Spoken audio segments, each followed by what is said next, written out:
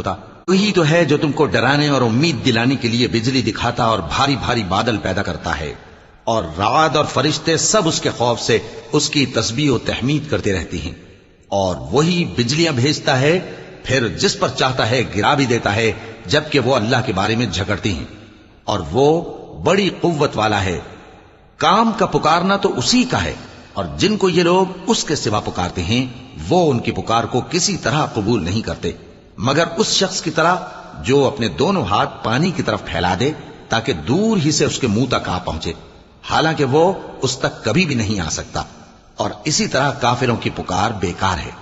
اور جتنی مخلوقات آسمانوں اور زمین میں ہے، خوشی سے یا ناخوشی سے اللہ کے آگے سجدہ کرتی ہے، اور ان کے سائے بھی صبح و شام سجدے کرتے ہیں۔ چونکہ آیت سجدہ تلاوت کی گئی ہے، لہذا سامعین پر سجدہ واجب ہے۔